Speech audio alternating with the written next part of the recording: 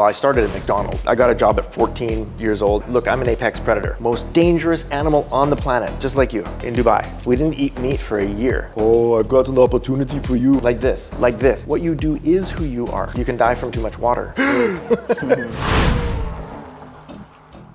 Hi all, today we have a special guest who is known as the best business coach in UAE. Let me introduce to Mr. Dr. Corrie. Hi, how are you? I'm always humbled by that introduction. The top business coach, best business coach, #1 executive coach. Like, I get that people say that about me, but I'll be honest with you, I don't even have criteria by which I would make that claim.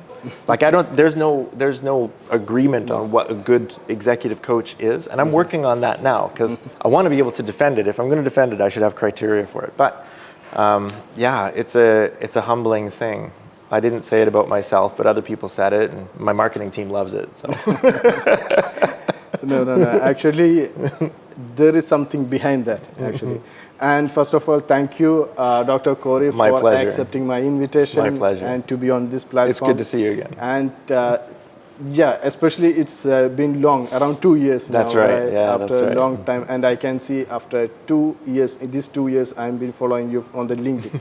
And I can say like exponential growth you are doing. And thank you. That's something I should say. Alhamdulillah. Alhamdulillah. Can you share something about, for the audience, maybe there are people who have not familiar with you. Yeah. So can you share like what is your journey, your background, the upbringings? Yeah, sure. I started as a serial entrepreneur in my 20s. Actually, I started at McDonald's. Okay, so I got a job at 14 years old at McDonald's. I worked for McDonald's for 5 years. It was amazing. When I dropped out of college, so I didn't finish my bachelor's degree. I took a year, dropped out, went to work. I was the inventory manager for a window manufacturing company in Canada. And then I moved to Estonia, to the other side of the world. My dad actually went through kind of a midlife crisis. And he said, if you want to do something crazy with your life, you should do it while you're young and you have time to clean up the mess, right? So and this is the right time. Yeah, that made sense to me. I was 22 at the time. So at the age of 23, my wife and I moved to Estonia, sold everything, moved to the other side of the world, which, I mean, looking back on it was crazy. Like, you should not do that.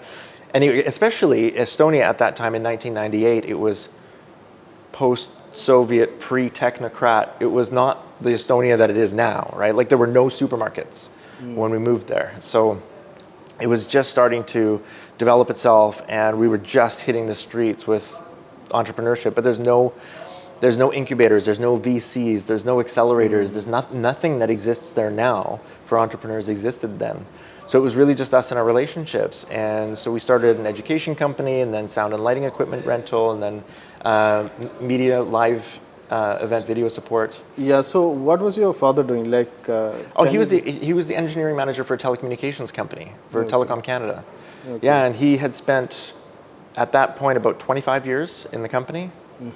And yeah, he says, I remember him looking to me on that same day. He said, I'm just not quite sure if I've wasted half of my life or not. And I was like, oh my goodness, that's a crazy thing to say, but I get it. And at that time, I looked down the road that I was headed on, and I knew where it ended. It was a single family suburban house in Vancouver, a white picket fence, 2.5 kids and a dog, and driving kids to soccer on Sundays. And I was like, I don't know if I want to live that life. I don't know if that's what I aspire to. And so I just decided to do something crazy with my life. So it was your decision to go and try something new? Yeah. And it was really hard too, because there were no accelerators in those days, right? So everything we made went right back into the business, and the business needed propping up in the beginning. And so my first wife and I, we taught English in a high school part-time while building the business, because we didn't know what else to do. We couldn't feed ourselves. We didn't eat meat for a year, almost a year, 9 months. I won't exaggerate, but it was about 9 months. We lived on potatoes and onions and ketchup, and that was it. It was bad enough that my ex-wife she was anemic at the time, because, well, we didn't eat enough protein, that's all. But how was it like? But it was great. How was like surviving for 9 months without? It was okay. I mean, it was hard, but hard is what makes it worthwhile. Look, everything that I've done in my life that's been really, really fulfilling has been hard. The easy stuff, I don't really remember it. It's not interesting to me, right? Like, but the hard things, those are interesting. So getting a PhD, starting a business, raising a kid, writing a book, those things, those are hard. They take thousands of hours, and the majority of those hours aren't fun. My PhD was not just me having like a good time. Same with entrepreneurship. Like it's tough, man, and that's what makes it fulfilling. If it was easy, it wouldn't be fulfilling. But I learned in my 20s to do hard things, and to value the fact that they were hard, and then to do things because they were hard.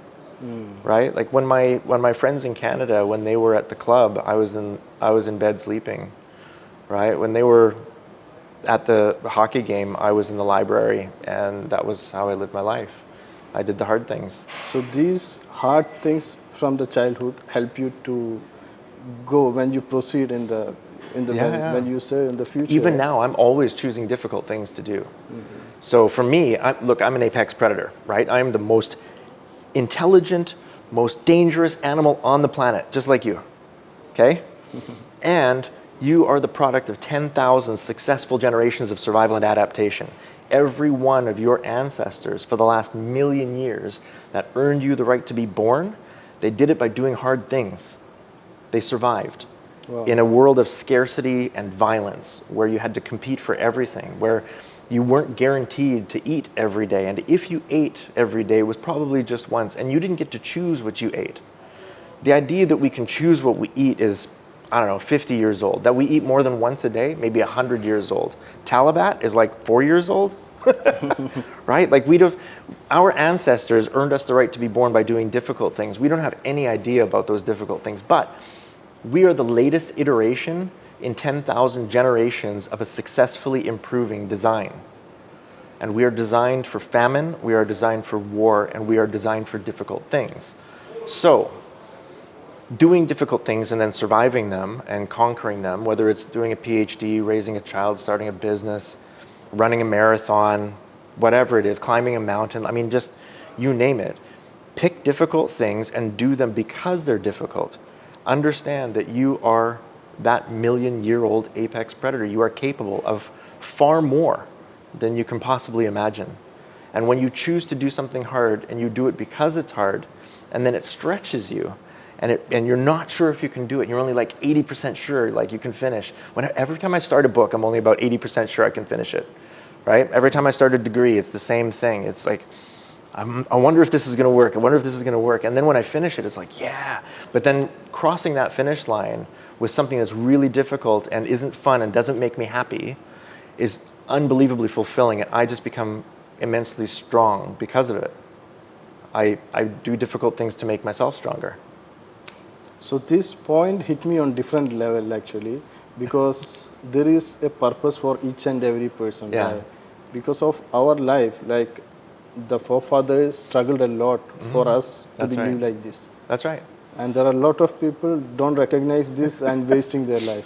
Well, look, we live in unbelievable abundance now, okay? And that's our biggest problem. Our biggest problem is that we are not prepared for the world that we're living in. You are an apex predator, okay? You're designed for scarcity and violence. You are not designed for comfort, convenience, or complexity. These things, we don't have tools for these things, right? The idea that you could eat whatever you want every day and you can get it within 20 minutes or like that, your ancestors didn't have any of that. They gave you a body that's capable of working for 30 days without food, 3 days without water, okay? That's what they gave you. You're not going to deal with anything that they prepared you for. Meanwhile, they haven't prepared you for the world that you do live in. So your ancestors might have dealt with maybe 24 interactions every day, meeting someone, seeing an opportunity, mitigating a small threat. Oh, there's a lion in the bush. Oh, that fruit is ripe. Oh, she's cute. She's looking at me. Okay, your ancestors dealt with 2 or 3 dozen of those every day. Now, because of social media and our connectivity, we're dealing with more than 4,500 human interactions every day on average. Our brains aren't designed for that. We don't have tools for that complexity. So the complexity, the richness, the abundance of the world is what's killing us now. We have too much comfort, too much convenience. It's just not hard enough. So we have to think of creative ways to make it hard. That is also one decision which you are taking more tough decisions in your life. Yeah, so this year, for example, I'm writing 2 books. I'm completing another coaching certification in performance neuroscience, and I learned to skydive.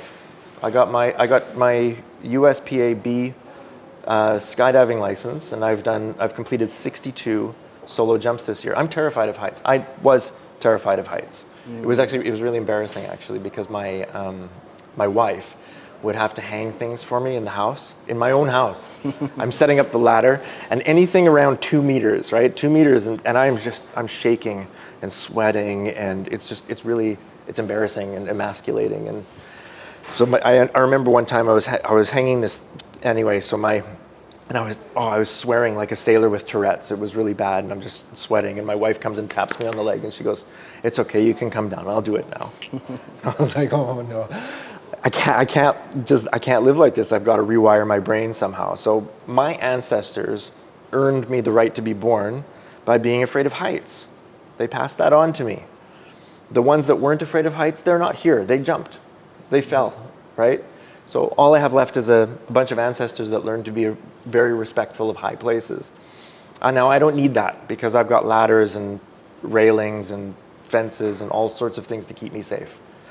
So I decided to tackle my challenge by getting a skydiving license. Like you said, like everyone have a fear for something. Yes, that's it right. Can be something. Yeah. So what you said is just face the fear. Yeah. Well, look, most of the fears that we have, we don't need.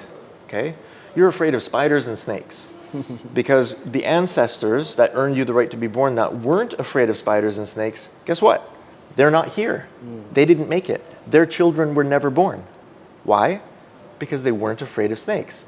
So they went up and touched them, and the snake bit them, and now they're gone. Okay? So now we have humans who are afraid of spiders and snakes, but when was the last time you dealt with a spider or a snake? In Dubai. Okay? You're designed for a world that no longer exists. A world where, heights are a really big deal, where spiders and snakes can actually find you at night in the dark. They're looking for you, and they'll find you, okay? You don't live there, but those are the tools that you've been given. And it's interesting to me because the number one fear among humans is public speaking. Yes. Like this, talking to a camera, talking to a group of an unknown number of people. This is terrifying for most people. More than snakes, spiders, the dark, heights, more than any of those things, public speaking is the number one fear among humans. Do you know why? No idea. Because for the last 1,000,000 years, it was generally fatal to do that. Like, if you're going to stand up in front of a crowd of apex predators and mouth off about something, chances are pretty good one of them is going to be angry with you enough that they're going to want to kill you. And up until like 300 years ago, which is about 4 old people, murder was an acceptable form of communication in most areas of the world. Okay, so 4 old people ago, you would speak to a group of apex predators, the most dangerous, most intelligent animals on the planet. A few of them might agree with you, a few of them might not agree with you, but you don't know which is which. The one that doesn't agree with you, maybe they don't agree with you enough that maybe they just want to take you out of the planet. So guess what? Those humans that got up and stood in front of people and spoke publicly, generally speaking, their children were never born. They're not here. So the rest of us, we just learn that actually it's not fatal, but you're designed to perceive it as a threat because your ancestors really did experience it as a threat because it really was a threat. That's something different to learn actually, but is there any other way to tackle the fear of, you said like for the public speaking? Yeah, of course. So what is the solution for that? So there's 2 best practices. One is exposure therapy, which is the only way to get through it is to get through it. Okay, you have to recognize it's not fatal. You can even say the wrong thing and probably no one will kill you because, well, murder is not an acceptable form of communication now, right? So probably you'll survive. You can screw up, probably no one will notice. Even if they notice, they'll only notice for a minute. Even if it ends up on YouTube, people won't be watching it 10 minutes from now. They've got their own things to deal with, right? So it's not that scary. But for those who are afraid of it, for those who do have a fear of public speaking, what I recommend is visualization. So what I recommend for those people who want to deal with it without it getting in front of people is visualization, right? Your visual cortex in the back of your head takes in everything that your eyes see, but it can't tell the difference between what it sees in real life, what it dreams, and what it imagines. So what you imagine is just as real as what you're seeing in real life and what you dream when you're asleep. So have you ever had a nightmare? Yeah. Yeah, of course. Yes, You wake up in the middle of the night and you're like, like this, Something right? happened, yeah. Yeah. And the reason you wake up and your entire body reacts is because that's real adrenaline. That's real cortisol. It's a real neurochemical threat response that's being released in your brain to give energy to your muscles in case you have to fight or flee, right? It's your fight and flight response. That's why you wake up like this, because your brain doesn't know the difference between what you're dreaming and what you see in real life. So you can use that to your advantage. So You can visualize yourself in that position that you fear. And if you visualize it and visualize it and visualize it over and over again, it will start to build a memory that has never happened. So currently we know that social media, the reels, the visuals, and the fake visuals right? Yeah, there's a lot of... So if we see that visuals, it gives a message to our brain as well, right? Well, I think this is interesting because of the way that generative AI is going. I think we're probably maybe 5 years away from not trusting anybody or anything. I'm only going to ever trust people that I speak to face, right? If I can't make eye contact with you, then I'm not going to believe you, right? Already there's generative AI that's being used to fake people's voices using YouTube videos. So my voice can be faked. What is that perplexity or something? There are a lot of course. Yeah, any celebrity has enough content online that their voice can be faked, right? So you can fake call somebody else in Arnold Schwarzenegger's voice, and it'll sound to them like Arnold Schwarzenegger is on the phone. Oh, I've got an opportunity for you, like. So what's going to happen to the world when we answer the phone, but we don't believe that the person who's calling is actually the person who's calling? What happens when we FaceTime our mother, but we're not quite sure if it's not our mom? It might just be a scam artist, right? Mom's calling and asking for... There are cases already happening. Of course, right? Yeah. Mom calls you and says, "Son, I need help. Can you send me some money? Wire it to this account. I'm stuck here. I just need to get the car repaired." And then you don't even know it's not your mom. So we're a few years away from that yet, at least in the general population. But the technology already exists, and it's going to be different when we have to create new definitions of what qualifies as truth and what qualifies as real. Those two words are going to change dramatically in the next 5 years. So what you think, like in the coming years, if the world changes like that, how we can take a precaution on that? I think go back to what made you great as a human. Remember, you're a product of 1 million years of successful survival and adaptation. Your ancestors earned you the right to be born by knowing who to trust and who not to trust. They did not build any of those relationships online. Okay? They built them here. Eye contact, micro expressions, real generosity. And I think we're going to end up building real geographical kind of tribes and enclaves. Neighborhoods are going to become neighborhoods again, because connecting with people all over the world isn't going to be as valuable as it once was. Now we're not sure if we're even connecting with real people, right? It could just be an avatar that was manufactured by Gen AI that's creating content that YouTube algorithms say we want to scroll, right? So we're becoming wise to that. So if we become wise to the fact that YouTube is just, or any social media platform is just using and selling our attention span, and it's using generative AI to create the content that we're scrolling, and we become addicted to it, and then we realize we're addicted to it and we kick it off, what are we going to interact with?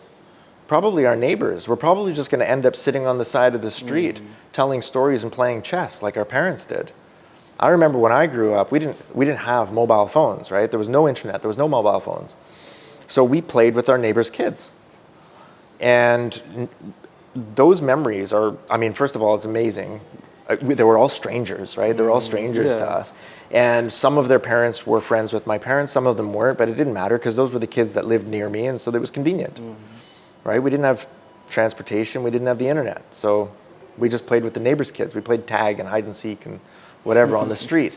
And I think that's probably where we'll go, is back to neighborhoods, because the communities that we're building online, we're going to start trusting them less and less. And especially in UAE also, we can see a lot of communities being created, the networking Sure. communities, because people are so crazy to connect between each other, not like online. Yeah, that's right. And they want to meet face to face, and they want to shake hands. You know why? Do you know why we shake hands? Shafiel, do you know why we shake hands? It's so that I can show you as an apex predator that I'm not carrying a weapon. Okay. That's why we do it, right? It's a million-year-old rule. Hey, I'm not carrying a knife with me. I'm not a threat to you. Okay. Okay? So yeah, we're going to want to make eye contact and shake hands again. And I think a good deal of Gen Zs are starting to get this. They're becoming, my son included, they're starting to become disillusioned with the digital world that they were raised in. And so I suspect it's possible that we may be 10 years away from a Luddite movement where it's just like no mobile phones, no, like they'll just start working locally. You know, they'll have a laptop that's plugged into Ethernet, no working from cafes. They'll just they might work from home, but their laptops or their computers are going to be locked to their desks, so they're not carrying them around. And then they'll go and socialize like normal people did 50 years ago. It's again like putting a chain to us, right? Even if for us also, we are forced to look for the social media because we want to know like what's happening in the market, our competitors, those kind of things. That's we right. need to learn. Yeah. But when we not put a limit to our timings, it's taking our most of the time, which help us to become a success or That's right. to the next level, right? That's right. So basically, the social media, instead of plus, it's playing a negative role also, if we are not in control. It depends on us. Yes, it depends on how we use it. Like anything, you know, you can eat a bag of Doritos, a whole bag, and your body will handle it, okay? But if you eat a whole bag of Doritos every day, it might kill you. You can handle some of pretty much anything, but too much of anything is going to be bad for you. You can die from too much water, right? You can drink enough water that it will actually kill you. So too much of any good thing is bad for you. And look, the social media algorithms now, they're very, very intelligent, and they have only one goal, and that's your mind share. They want your attention span. The more seconds you make eye contact with that screen, the more points the AI, the algorithm gets. And it's like, yeah, I get more points, I get more points, I get more points.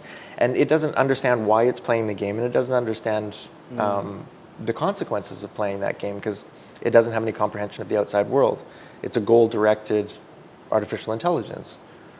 Earn as many seconds of attention span on the planet as you can. Do whatever you have to with the content that's provided. Go. And that's it. So basically, it's on us how we utilize our own time. That's right. Yeah. If we are not in control of our time, then all the AI, all the algorithm, it will eat up our time, and we ended up in regretting ourselves. That's right. We didn't reach there, something like that. Yeah, that's right. So I have no notifications on my phone as a best practice. 0 notifications, not WhatsApp, and my phone doesn't ring. My phone hasn't rang in 6 years. Okay. Yeah, so my ringer is on, but my do not disturb is also on, right? So my phone essentially is a brick. It doesn't do anything unless I touch it. So my clients know that they can call me, they can give me a missed call, I'll call them back when I'm in between coaching sessions or after I've finished this block of focus time or whatever. But my time is so very well stewarded now that I refuse to let anybody just interrupt me. I think an interruption like that, and I refuse to let anyone hijack my flow. This is the worst, right? Yes, Are you familiar with doom? Exactly the same. Yeah, doom scrolling. Are you familiar with that word? Not really. Doom scrolling. Doom scroll, yeah. Okay, keep on scrolling. Yeah, the doom scroll is when you wake up, you haven't been asleep, right? But you wake up and you go, what am I reading? Like, how did I get here? And like, exactly. 45 minutes has gone by, and you're like reading some random Wikipedia page about like about midget dogs or something. I don't know. But you've scrolled there and clicked there and you've like doom scrolled for 45 minutes of your life and it's gone. Yeah. And you don't know how you got there and you're not quite sure the benefit of anything that you've just seen, but the 45 minutes of your life, you're never going to get that back. Ever. It's gone. Yes. So yeah, if you don't learn to control it, it will learn to control you. It's smarter than you. On the other side of that little black screen there, there's 10,000 engineers. Each of them has access to a supercomputer. All they do all day, every day is figure out ways to break your focus.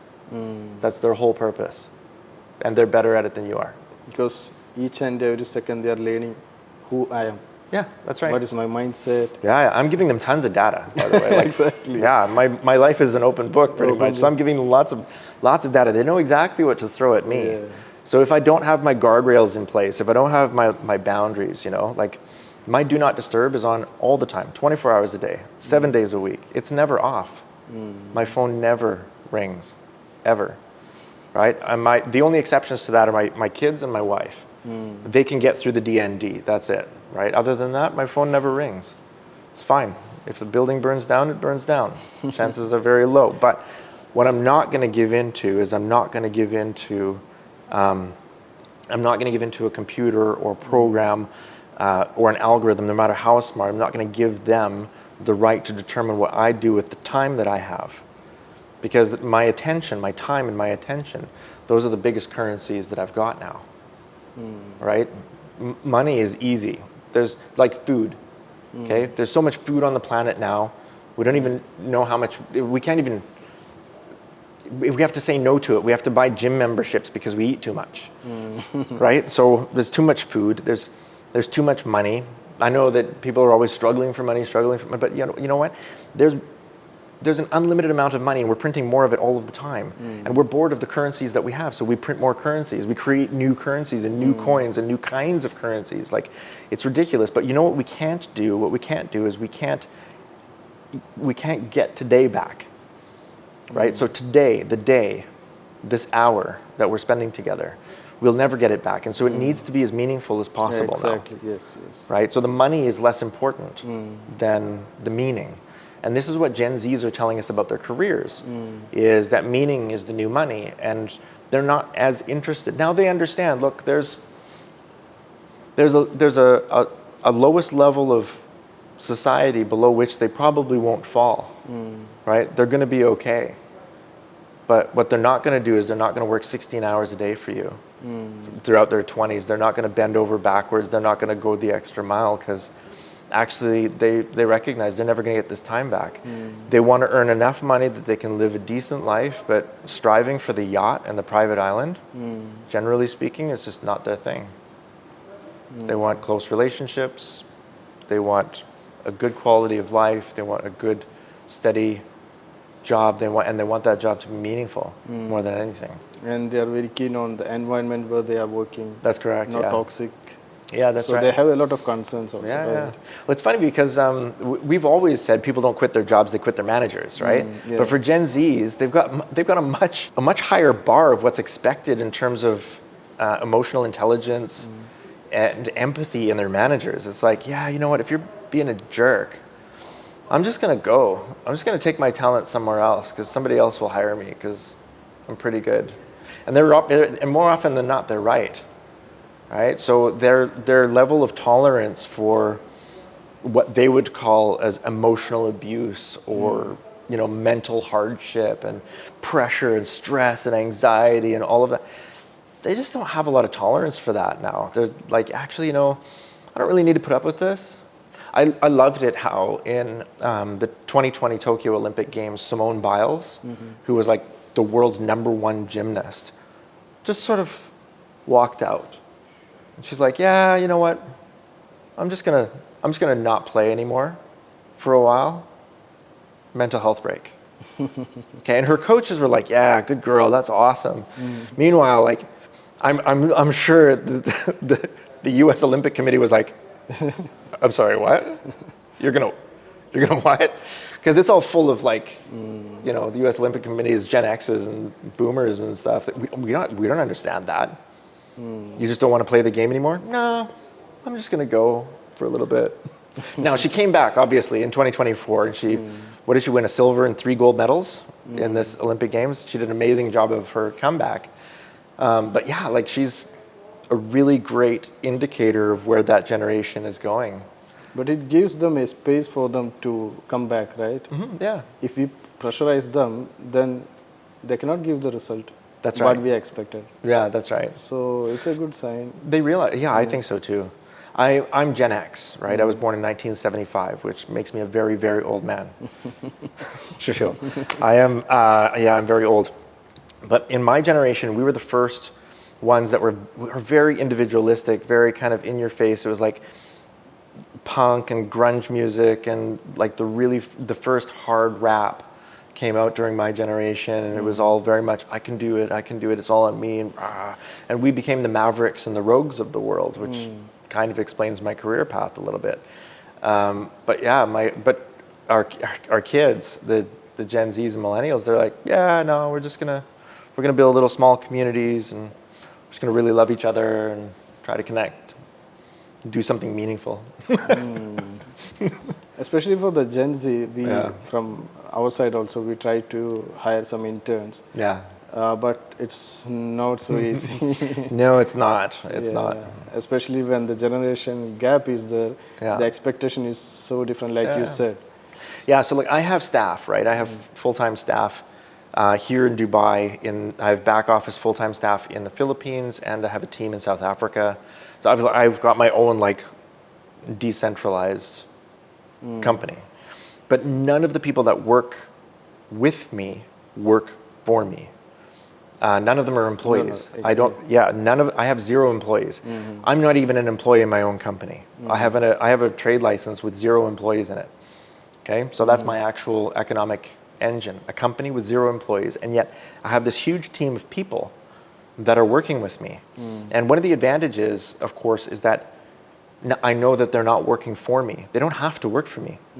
They can go wherever they want. And I've told each and every one of them, when you come on board, you need to be working here because working here advances your vision for your personal life. As soon as working for me stops improving the quality of your life, that's when it's time to go, right? You shouldn't be here. There's lots of opportunity.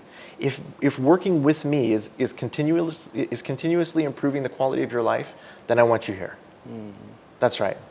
Right? But nobody's on collar with me. There's no chains with me. Nobody works for me.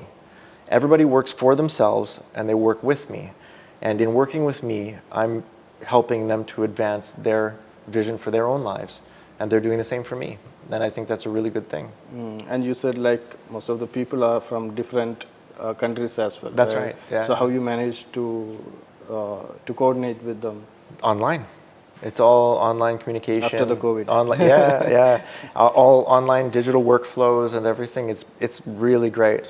It's great being everywhere all at once. When we come back to the journey of your career, sure, where we stopped actually. Sure. So it was your 20s actually. Yeah. Can we just?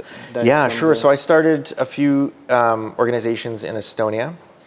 Exited those, moved to Yemen. I was living in Yemen for 5 years. I know I was doing consultancy for a Hong Kong-based company, a couple of oil and gas companies, power and water, and I did leadership training and executive coaching for the Hal Said Anam family, which is one of the largest organizations in the country at the time, and we were there for 5 years. It was amazing. And then moved to Dubai in 2012. While I was in Yemen, that was the first time. Yeah, I know. I want that story to be told. I know. Okay, so look. Because I'm waiting for that. Well, I told you, I do hard things because they're hard. Exactly. And that's one of the things. I wanted my kids to grow up in a place where they would have a few years as immigrants. I wanted them to have the real experience of being like an immigrant so that they would see the world differently than I do. And I'm hoping that I did more good than damage in making that choice.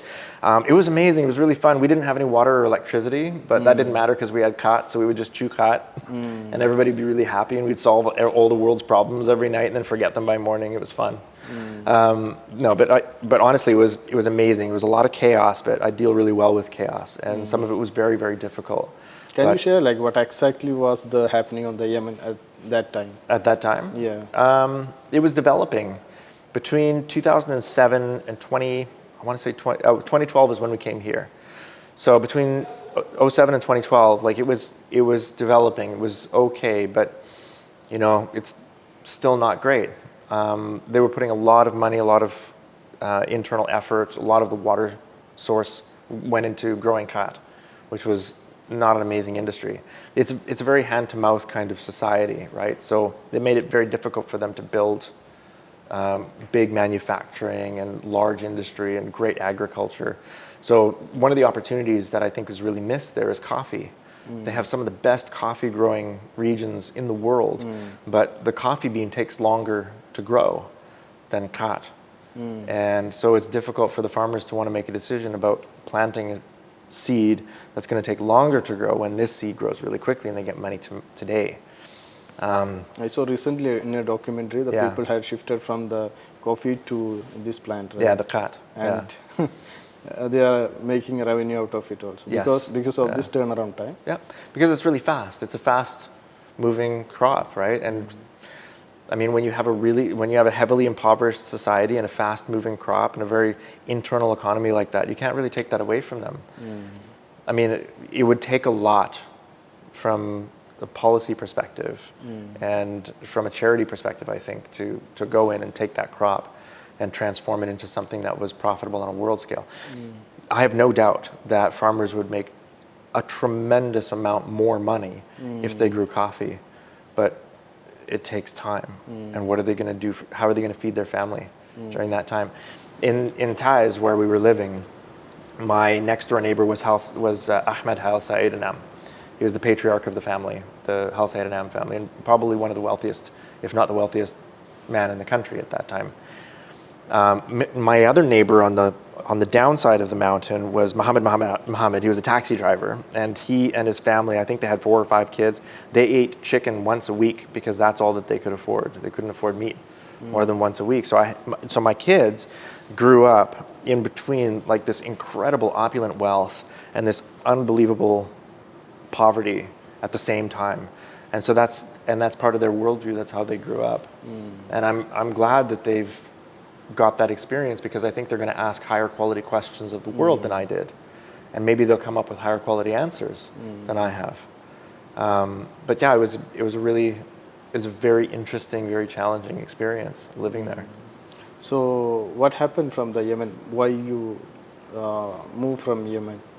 One of my employees was assassinated, and that's when we moved to Dubai. It became unsafe. So tough. Yep. Yeah, so that was really hard.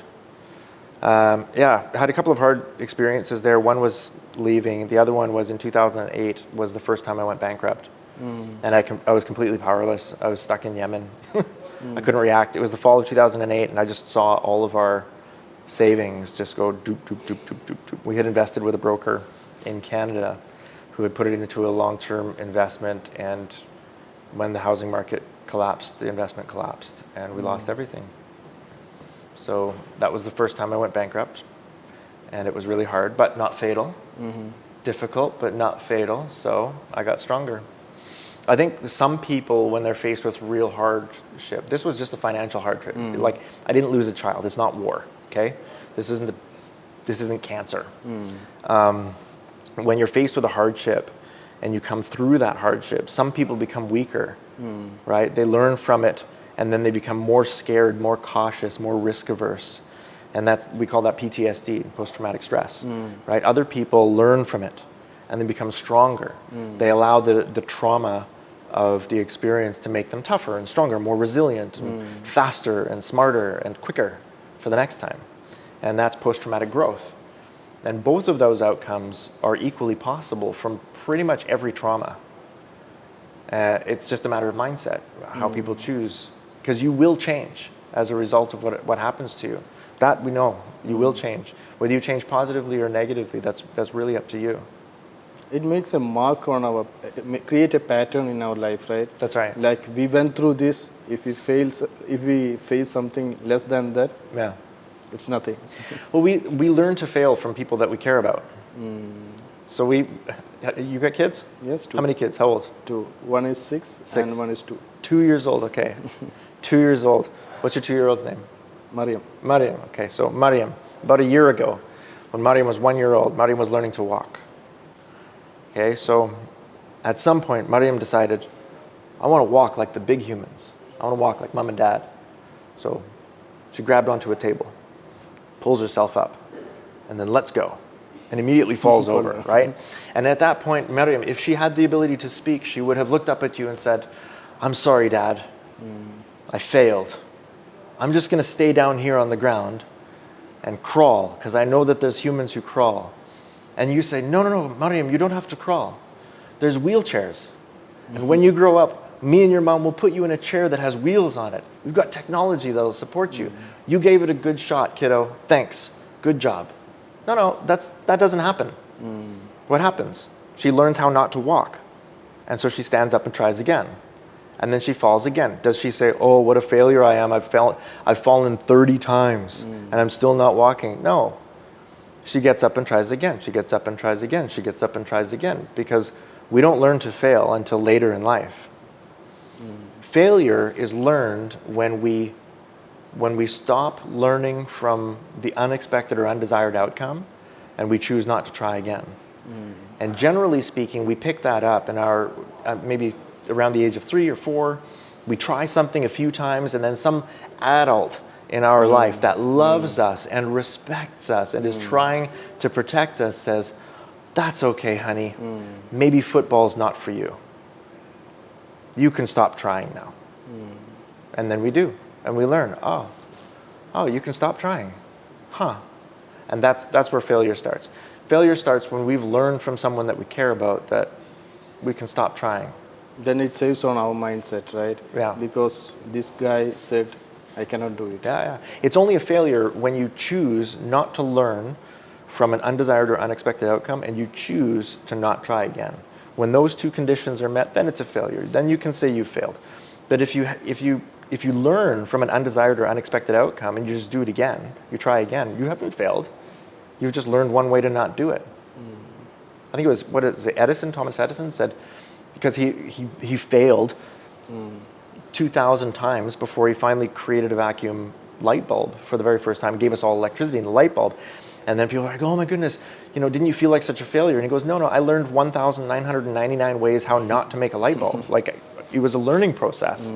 And it's the same for us. But the good news is that we live in such an abundant and comfort-driven and convenience-driven world now, such a padded community that we live in, that our chances of failure are almost zero. There's always somebody that'll come and pick us up. There's always something to learn. There's always another step to take.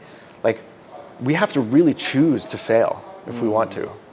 Walk away from the comfort zone as well, right? Yeah, exactly. Our comfort zones, oh, goodness. If only we would recognize who we really are, right? You're a million-year-old apex predator, and you've got tools in your head that are designed to help you survive in a world that no longer exists, a world of scarcity and violence. But you don't live in that world. You live in a world of abundance and convenience and unbelievable technology and communications and healthcare. My life expectancy has gone up by at least 15 years since the day I was born. In 1975, as a white, middle-class Canadian, my life expectancy was 72. Now it's like 95, 97, right? Like I didn't earn that. I didn't do that. I didn't design any of that technology. I didn't build that healthcare. The extra years, statistically, that have been added to my life, I didn't earn those. That's just a product of being born into the most abundant time in all of human history. That's a byproduct of living now as opposed to living 100 years ago or 1,000 years ago or 10,000 years ago. I didn't earn that. So how are you managing, like, upbringing your children? Because of there are a lot of outside powers, maybe we can say, like social media, friend circle, that is demotivating them or giving them a negative impact, right? So how you are help? Yeah, my kids are pretty clever. Again, I raised my kids were both born in Estonia in the pre-technocrat era, so we didn't really have like a lot of social media.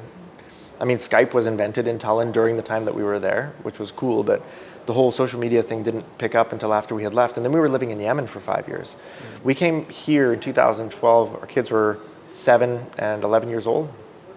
And I guess that's when social media started to take off, and the kids sort of took off with it. But I didn't see them become really addicted to that, to those influences. So from here we will move from Yemen. Okay. Fly back to Dubai. We'll fly to Dubai. So we landed in Dubai in 2012, and I was working with a friend of mine, a Yemeni friend of mine, in an FMCG company, and we started to build that up. We created a couple of cool products, won some awards at CL Paris and at Gulf Food here in Dubai for the innovations, and then I moved out of that and into an investment with a partner. So when we moved from Yemen to Dubai in 2012, I was working with a friend of mine in FMCG, and we started to build that company up. We built really cool products. We had some like innovations. We even won awards at CL Paris and at Gulf Food here in Dubai for the innovations, and that was really fun. It was really cool. And then I went into business with a partner, and we built a strategy firm. And then I exited the strategy firm in 2015, and ever since then, I have just done whatever I want. So for the last 9 years, I've just been doing whatever I want, and I have put all of my time and effort and energy into executive coaching, leadership training, writing books, and it's been really, really a lot of fun. So when you started your coaching career, so what was going through your mind?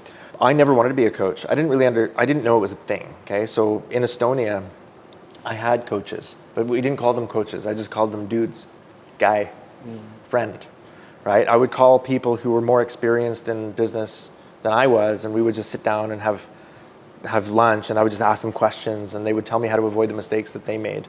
Because again, there's no accelerators, no VCs, no incubators, right? So there's no accelerators, no VCs, no incubators. So you have to learn from people that are more experienced than you. So I found people who were more experienced than me, and I asked them questions, and they would help me out, and that's how I got my coaching from them. But it was in Yemen, actually. It was one of my clients that got me onto coaching. I was just pure strategy and leadership training, and then one of my clients said, Corrie, I need to talk to you. I said, what is it? He says, I want you to help me. I said, what do you mean? He says, I want you to teach me to talk to my people like you talk to my people. And I was like, okay. He says, they listen to you and they like you, and I want to be like that. And I said, okay. So we started working one-on-one on interpersonal communications and empathy and emotional intelligence, and Dan Goleman's book was out by that time, so I had read all of that, and so I started coaching. But it wasn't because I sought a career in coaching. It was because my clients recognized something in me that they wanted in themselves, and they wanted to pull it out. And then I had to go through that process of learning how to pull it out. Like I didn't know. What I knew is I devoured books. I devoured lots of books, and I was pretty good with people. So I was really good with information and really good with people, and smashing those things together probably makes an amazing good coach. But my clients saw it long before I did, and that was a real turning point for me. And it was but it was my coaches again in Estonia that saw another. I remember I don't have a bachelor's degree. I don't have an undergraduate degree at all. So I was 25 years old, and my coaches started telling me, hey, listen, you need to go back to school. And I said, no, I don't. Look at me. I'm successful. I'm young. World Bank is calling me for advice. I don't need any education. They said, no, listen, you're intelligent and you're good with information, and you need the academic language to help people to learn how you did what you did. That kind of made sense to me, so I applied for a master's in global leadership, and I completed it's a 4-year program, which I completed in 18 months while raising kids, while building these companies, and I did it with a 4.0 GPA. And that was my first indication that academics was probably a talent of mine. It's like singing in the shower, not knowing that you're a good singer, and then somebody suddenly puts you on stage, and then you sing, and everybody's like, "Oh my goodness, look at Susan Boyle, right? On Britain's Got Talent or whatever. Susan Boyle, she comes out, she starts singing, everybody's like, "Oh my goodness." Yeah, it was like that. I was like, "Oh my goodness, I'm really good at academics." Okay, so then I did a second master's degree, I did a PhD, then I did a second doctorate degree, then I did postgraduate studies in finance and artificial intelligence, and I just started collecting all of this information. But yeah, I think for me, what really excites me about coaching is my ability to digest tremendous amounts of information and be really good with people. So the first turning point was my mentors, my coaches, seeing something in me academically that I didn't see in myself. And then the second turning point was my client seeing something in me that I didn't see in myself. And so the people in my economic community calling me out to say, actually, this is who we want you to be in community.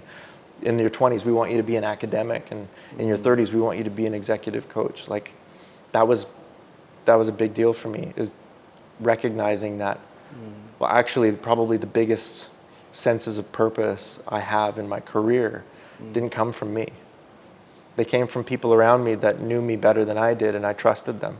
This is something different, because most of the career people are choosing, they're choosing by themselves. Yeah. They assume we are good on that. That's the reason they are choosing that path.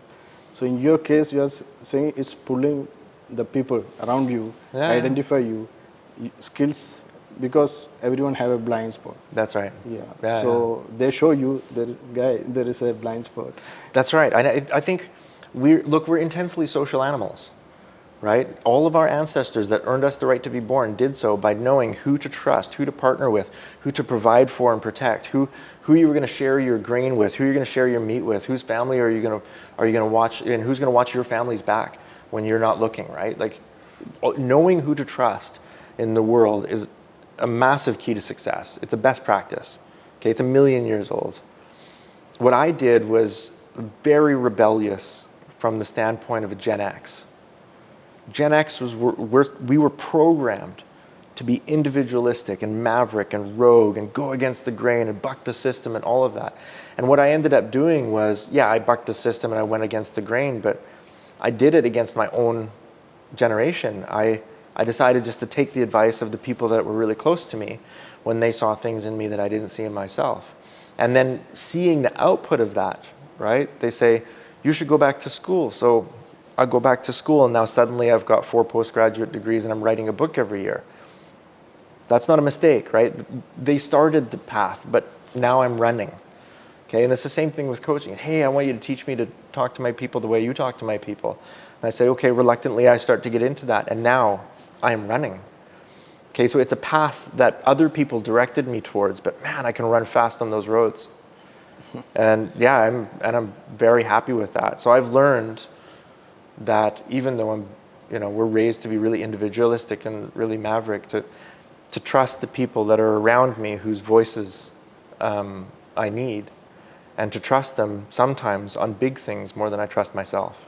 Now, can we move towards some questions which our team created? Yeah, sure. So I will ask you a few questions. So the first question is, how do you see the role of executive coaching in fostering a knowledge-based economy in the UAE? Look, at the highest level of leadership in every organization, public sector and private sector, there's not a lot for the top leaders in terms of knowledge stewardship and training and development. Most of the CEOs I know, they don't want to go to a 5-day leadership training seminar. And it doesn't matter if it's put on by Harvard or Cambridge or Oxford. It doesn't matter what brand is on it. It's anything off the shelf, okay? It's too generic. And their position is too nuanced. Their industry is changing too quickly. Their character is too individual. Like, you need something that's made at that top level, right? This is not the same for mid-level management or even senior level management. But at the executive level, executives need to develop like Olympic athletes need to develop. Olympic athletes don't go to baseball camp. They don't go to football camp, right? The Olympic athletes train individually with Olympic coaches. That's how they do it. An Olympic sprinter doesn't go to a 5-day sprinting program. Like, they work with an Olympic coach who works directly with that athlete and says, actually, this is what you need to try. This is what you need to try. And that's how you develop at that top level. They're not done learning. They just haven't found really good ways to learn. And they need to start seeing themselves and treating themselves like an Olympic level athlete in the world of business or in the world of governance. Okay, so, because what we know is that the highest level of performance in every human domain, right? The best violin players in the world have coaches. The best football players in the world have coaches. The best surgeons in the world have coaches. And yeah, the majority of the CEOs in the FTSE 100 and the Fortune 500, they have coaches too. That's how they get there. That's how they stay there. Here in this part of the world, we're starting to get it, like the idea of executive coaching as a knowledge stewardship platform and as a leadership development platform is just starting to take hold, and people are recognizing, okay, yeah, we need to treat our CEO like an Olympic level athlete in the world of business. And for that, we're going to need an Olympic level coach in the world of business. So not just anybody who calls themselves a coach can coach a CEO of a large company. That's just like you can't just take any football coach and put them in front of an Olympic football team and expect them to derive value. It's not going to derive value, right? If you just take a regular regional athletics coach and give them a world-class sprinter, the sprinter is going to get bored really quickly. So you need coaches that are capable of coaching at the same level as the players are playing. And that's the part where there's still a gap in this market. There's very few people that I know of in the executive coaching industry that can coach at the C-suite level to the same at the same level as those C-suite players are playing. So there's still kind of, even for those C-suiters, those CEOs, CFOs, CXOs that are thinking about executive coaching, they'll very commonly meet with 2 or 3 executive coaches. They'll realize really quickly, this isn't going to add value to me. And then they'll decide, actually, executive coaching is not for me. Yeah. And that's because they haven't interacted with a coach that's able to coach them at their level. They're Olympic level athletes, and they're still looking at regional athletics coaches. There's a whole community of executive level coaches, globally speaking, and there's lots of organizations that are sorting out like who are the really high level coaches from who are kind of like mid-level coaches. There really is a hierarchy of coaches, like in football. It's not a bad thing to say, right? Some just because you coach your son's football team doesn't mean you can coach an Olympic football team. That's not evil. It's just a matter of experience and education and acumen and capability and science, right? Like there's a hierarchy of coaching abilities, just like there's a hierarchy of management abilities. And guess who's at the top? The CEO. The CEO is at the top of management. Well, they're going to need someone that's at the top of management coaching. It's not a surprise. The next question is, given UAE's focus on innovation, how can business coaching contribute to nurturing a culture of entrepreneurship? Yeah, this is good. I had coaches when I was younger, and so I usually keep 5 or 7 slots in my coaching roster open for entrepreneurs.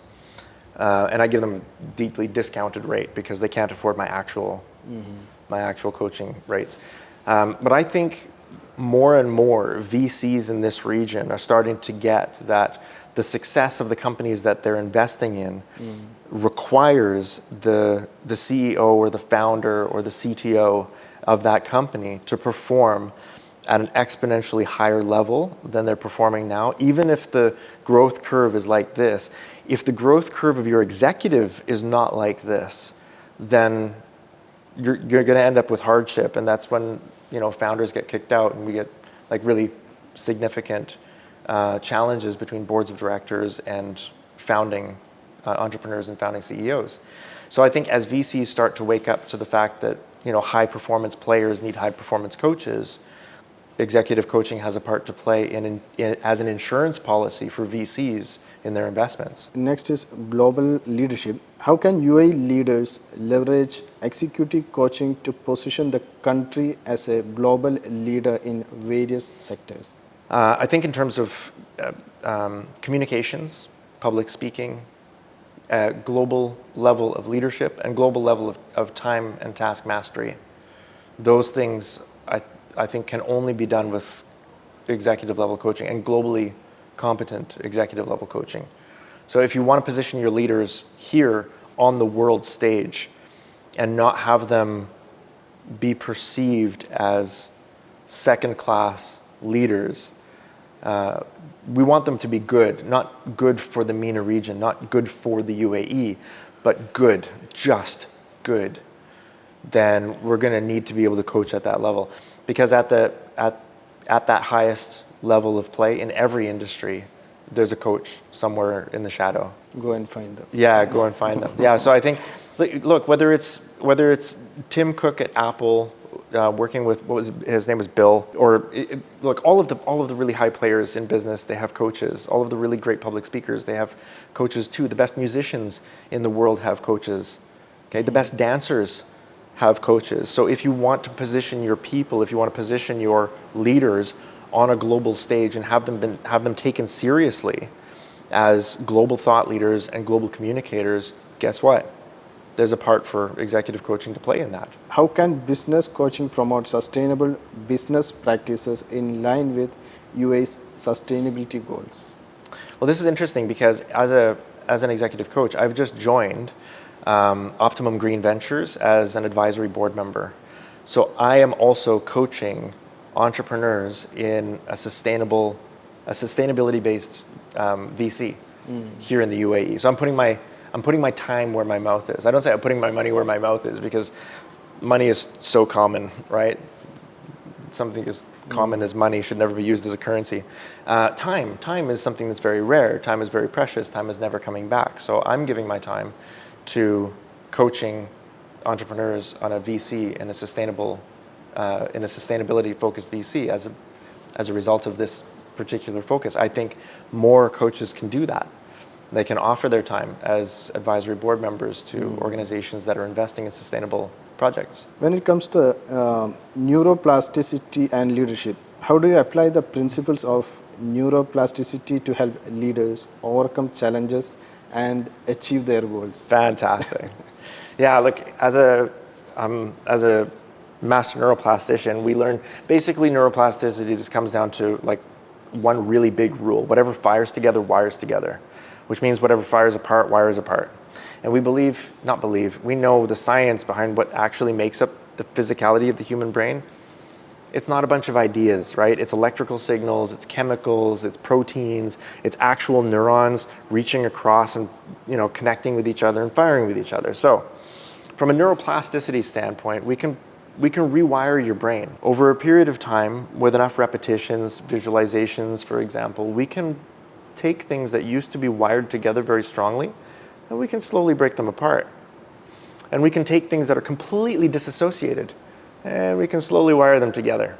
And what that does is it's not just a paradigm shift, it's an actual behavior change. So that once something fires in your head, something else fires with it. For example, if I tell you, this is a really great example, don't think of a pink elephant, okay? Right? But now I want you to not think of a pink elephant every time you look at a chair. So if you look at a chair, now don't think of a pink elephant. It's a pink. Okay, and this one? And now don't think of that pink elephant. Yeah. And this one, now don't think of that pink elephant, okay? So now probably for about a day, tomorrow, maybe you'll get through the day, and then the next day you won't remember it anymore. But tomorrow, at least 2 or 3 times, you'll look at a chair and you go, pink elephant. Even if you don't see the image, you'll think pink elephant because the association's there. The network in your head that's called pink elephant and the network that's called chair just got connected together. And I helped you to fire that connection, boom, boom, boom, maybe 6 times now. It'll be 8 by the time we're finished the conversation because I'll say chair and pink elephant again at least 1 or 2 more times. That's an associative connection. Once that connection is made and it gets stronger and stronger and stronger, whatever fires together, wires together. If you start to ruminate on this, maybe you have a dream tonight about a pink elephant sitting on a chair, and you wake up in the morning and you think, oh my goodness, this is a real thing. Now you start to get afraid and you associate cortisol and adrenaline with the idea that pink elephants and chairs belong together. And now for the rest of your life, you can't look at a chair without thinking about a pink elephant. Now, that's neuroplasticity. Okay, so we can do that with taking apart bad behaviors, and we can do that with putting together good behaviors. And it's not just an idea, it's not just a paradigm shift, it's a real physiological neurochemical change that happens in your brain when we do that. Basically, it will help us to recreate our story, whatever the journey we are going through, right? Yeah, from a psychological perspective, yes, we create a new story, but from a neuroplastic perspective, we create a whole new network. How have your experience in different countries shape your coaching approach, and how do you adapt to the UAE context? Seeing as I began my coaching, I don't know, I probably began my coaching in my 20s, right, in Estonia. I think it's always been, for me, character driven. It's always been transparency driven, and I've always strived to be as transparent and authentic with my clients as I possibly can. So that's my coaching style, is to drive as much value into the relationship as I can, as quickly as possible. And for me to do that, I have to treat them like an apex predator. So I have to get them to trust me. And in order for us to trust each other, we have to be transparent. So I lead the way in that. And so taking the risk of being transparent with my clients has earned me the right to their trust. And then they respond with that same transparency, and that allows me to move very quickly in the coaching relationship. So I think, having learned that, I think probably that comes from maybe even before Estonia. But definitely was a huge ingredient of my success, both in Estonia and in Yemen. What do you see as the future of work in the UAE, and how can leaders prepare for it? That's a good question too. I think it's going to be very innovation and entrepreneurship driven, and I think it's going to be very freelance and contract driven. So there's going to be fewer employees and much more networks of freelancers like I've created. I think that's the future, is that we don't have people working for you, we have people working with you, and we create economic tribes based on trust and transparency and mutual alignment, rather than creating boxes for people to fit in and then describing those boxes with job descriptions and shackling them to the chair with a job contract. I think the need for stability in millennials and Gen Zs is less than it was in my generation and the generations above me. And so they'll be much more likely to want to be on their own and think they can be on their own. And they'll be right. They'll be right that they can take their talent to the market and work for whoever's willing to pay them at that time and build connection, relationship, and meaning with whatever economic tribe is most meaningful to them and treats them probably the most human. The economic tribe that treats them most humanly is probably the one that's going to win. So you are leading the way. I am responding to the times. So what advice would you give to young professionals aspiring to become leaders in the UAE? Okay, so first of all, do the hard things.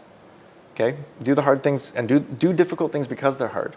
Learn something that's very difficult that you're curious about, and then learn it until it's done. Okay, so doing the difficult things, because you live in a world of such convenience and such comfort that if you don't choose to do difficult things, you'll never get strong. You'll never become as tough as your ancestors made you. They earned you the right to be born by doing difficult things, and if you choose to take the easy path your whole life, you'll never live up to what you're capable of. You'll never know. So pick something hard. And I don't mean hard like climbing Mount Everest. I mean something difficult for you.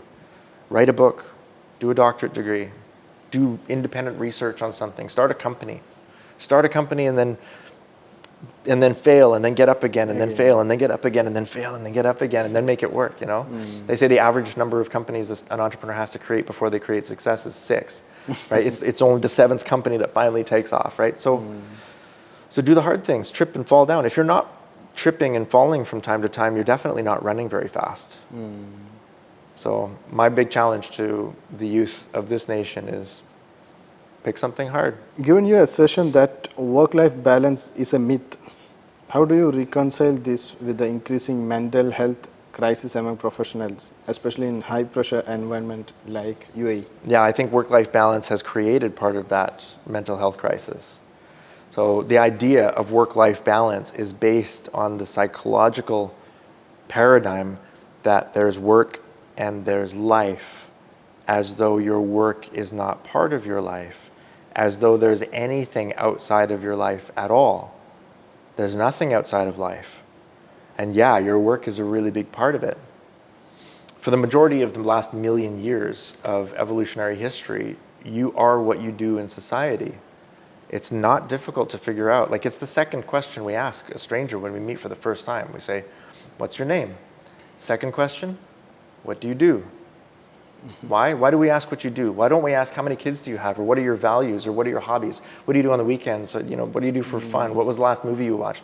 We don't ask her any of those questions. The first question is your name, because I need to know what to call you. And second, what do you do? Because for the last million years of evolutionary psychology, what you do is who you are. You are a doctor. You are a plumber. You are a lawyer. You are a bus driver. You are an architect. Whatever it is, that's who you are in society. And so that, for now, until I know your values, that's who you are to me. Right? You're a teacher. Okay, great. I have vocabulary for you. I know what we can talk about. I've got kids. What kind of teacher are you? Okay, so we have a way of talking to people based on what they do in society, because what you do is who you are. In fact, in most societies in the world, up until maybe 2 generations ago, your last name is what your parents did for work. My last name is Block, because my ancestors were stonemasons. Okay, if you were living in an English society and your grandfather's grandfather bent metal with fire, your last name is probably Smith. Okay, and if your grandfather's grandfather made clothes with cloth, your last name might be Taylor. Okay, so it's not difficult to see why people pour so much into this idea that what you do is who you are. Yes, it is who you are. And the idea that what you do is other than who you are, well, that's psychologically damaging. There's no work-life balance because there's nothing outside of life. And who you are and what you do is a really big part of that. Okay, you have to add value to the world in exchange for a share of the resources. We know that. But to say that there's something out of your life, or that the 8 to 10 to 12 hours that you're dedicating to your work every day is somehow other than your life, well, that's the psychologically damaging part. That's the part where I take half of your life every day and crumple it up and say, that's not your life. Meanwhile, you're never going to get those hours back. The hours, the days, the weeks, the months that you spend in your work, you're never going to get them back. So I think the idea that your work is other than your life and needs to be balanced is, first of all, very, very psychologically damaging. Our real ability to blend work and life and to recognize that our social roles are all true all at the same time, and that I am to other people the value that I add to society in exchange for a share of those resources, the better chance we have of actually creating a livable work-life blend. I recognize I need to sleep 7 hours a night in order to add value. I need to exercise about an hour a day in order to add value. I need to eat healthy. I need to communicate with my family. I need to protect my neighbors in order to add value, right? And I can't do that if I'm working 16 hours a day. That's not going to add value.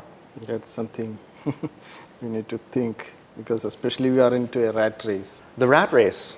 Wow. I think this is something where the Gen Zs are going to start to educate the boomers, right? The boomers were raised in the rat race. Me as Gen X, we were like, nah, we don't want your rat race, right? We'll do whatever we want. Some of us run really fast. Some of us run independently, and we enjoy the rat race. But fewer and fewer of us are actually dying on that sword. We're recognizing that it's not the game we wanted to play. It's just not fun. So Gen Zs are probably going to help to correct us on that. They will join and remain loyal to and committed to and move into communities where they find meaningful relationships. It'll be less about the product or service that the company creates and more about the culture that it creates. And I think probably from now until the foreseeable future, it's going to be culture over cash for Gen Zs. Many argue that traditional leadership models are outdated. Do you believe leadership styles need a radical overhaul to adapt to the modern workplace? If so, what should this look like? Okay, so this question is based on the idea that leadership styles are what cause leadership. They don't. Look, in an organization, a manager is chosen by another manager. Okay? A CEO is chosen by the board of directors. A CFO is chosen by the CFO or the CEO. The CFO chooses a deputy CFO, and then the deputy CFO chooses a finance manager, finance controller, whatever. So in an organization, managers are chosen by other managers. But who chooses the leaders? Who? Do you know? The followers. Followers. Yeah. People, yeah. Yeah, so a leader is not chosen by another leader. A leader, by definition, has people following them. So a leader is created by the presence of a follower. A follower All followers are apex predators. Every single one of them is the product of 10,000 generations of successful survival and adaptation. They will do exactly what is best for them.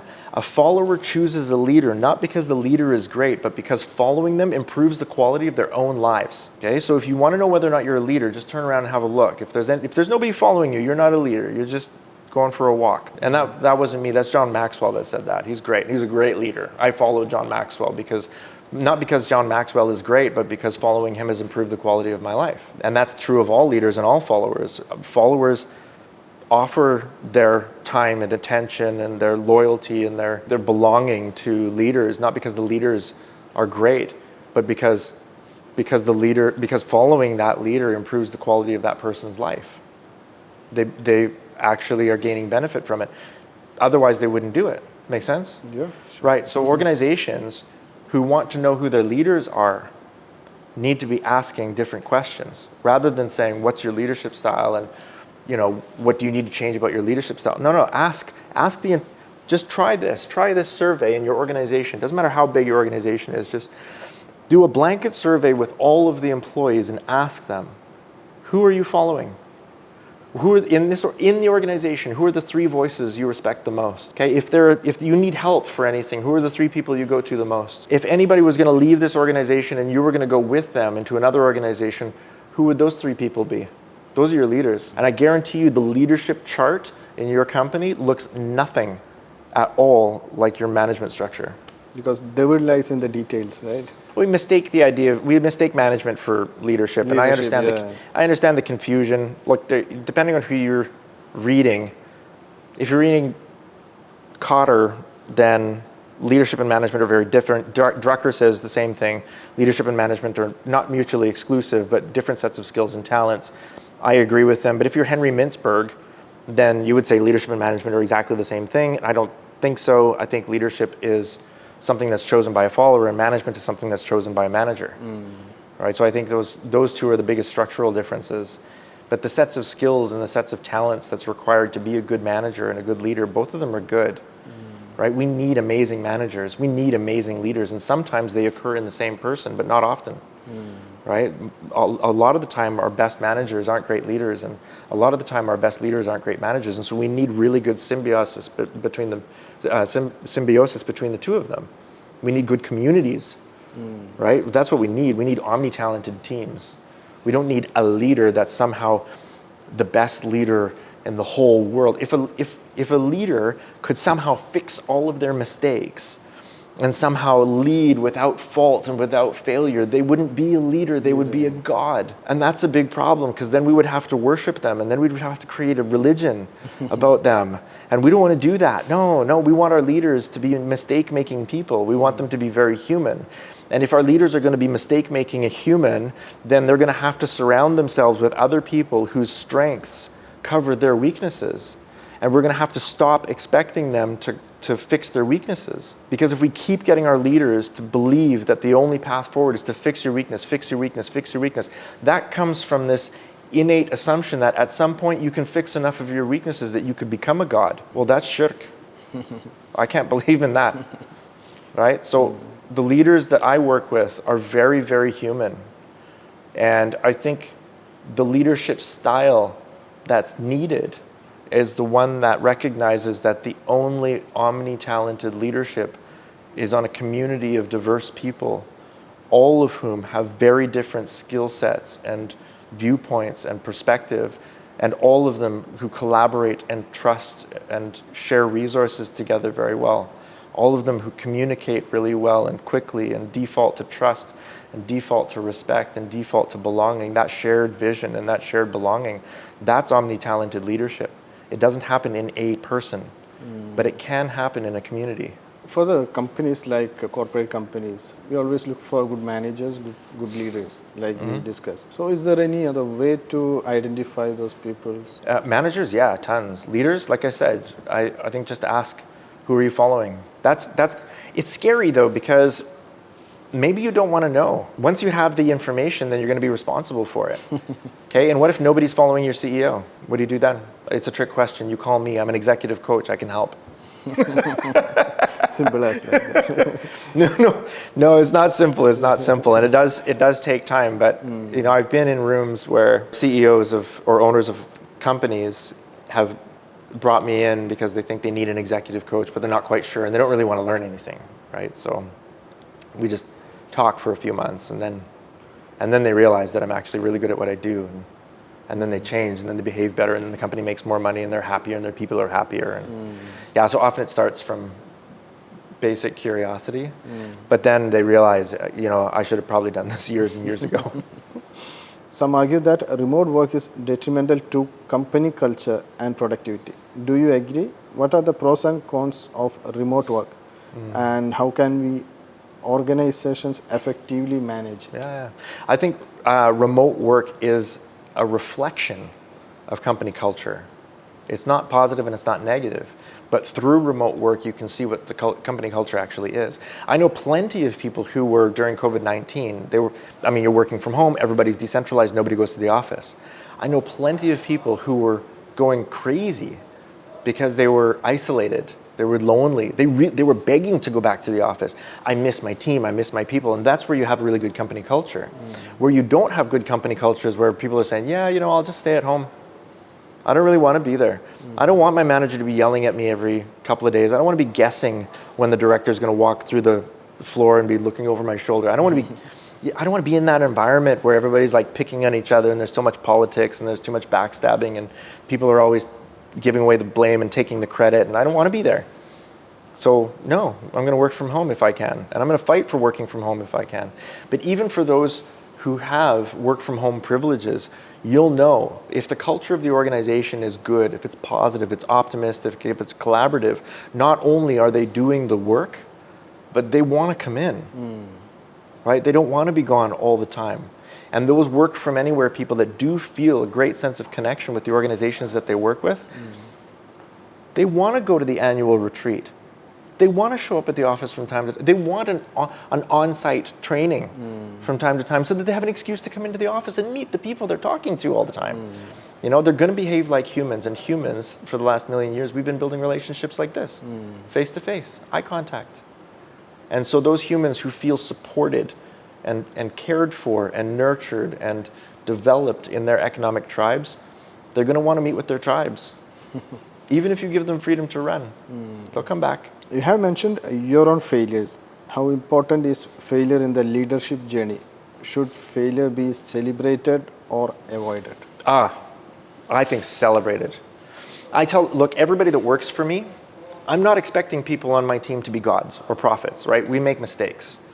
Okay, so I tell my people, you can make as many mistakes as you want with me. That's fine. All of them, I will absorb them. I don't care how big the mistake is. I don't care how expensive it is. I will work through any mistake with you. Save two.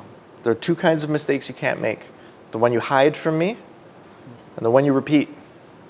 On my team, we learn from our mistakes. We don't repeat them and we don't hide them because then I can't help you, right?